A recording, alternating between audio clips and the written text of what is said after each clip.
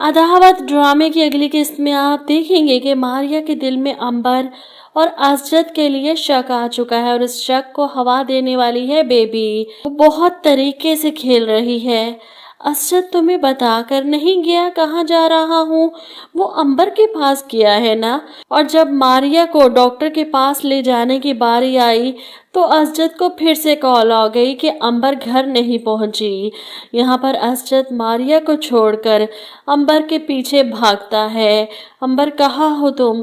यहाँ सड़क पर इसका रिक्शा खराब था और असजद इसे वहां से पिक करके इसके घर छोड़कर आता है, वापस आता है। अब मारिया को अंदाजा ही नहीं था कि असजद अपने दोस्त का कहकर अंबर को लेने गए।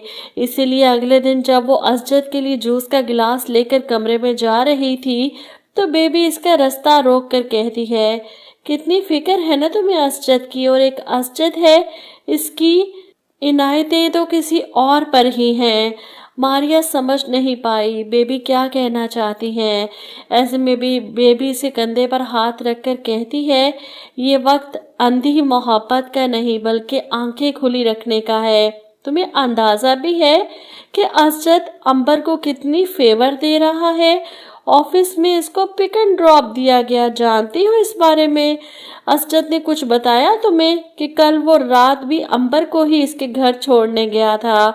ये सब कुछ सुनकर मारिया बदगुमान होकर असजद के पास आती है, इस पर नाराज होती है। जब ऑफिस के किसी दूसरे एम्प्लॉय को पिक एंड ड्रॉप की सहूलत नहीं दी गई तो फिर अंबर को क्यों दी गई? इन दोनों के फिर से झगड़े शुरू होते हैं।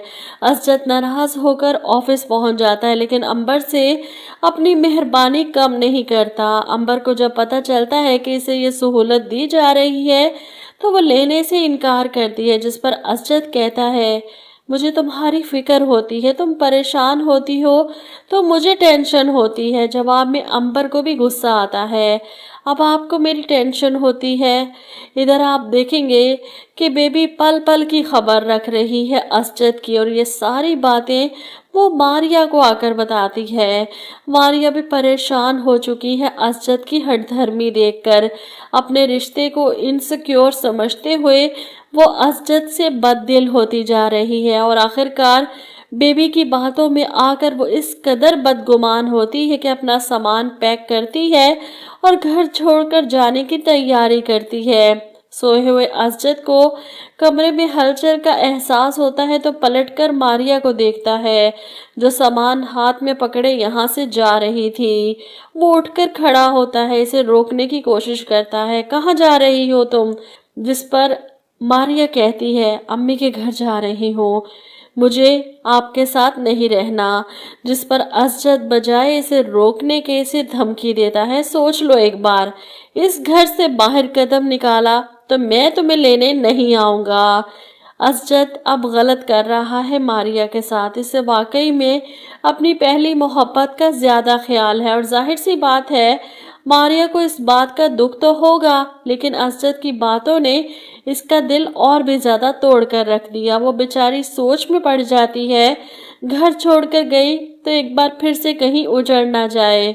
दूसरी तरफ आप देखेंगे कि फहद भी अरीबा के साथ वही गेम खेल रहा है जो अरीबा ने इसके और मारिया को एक दूसरे से दूर करने के लिए खेली।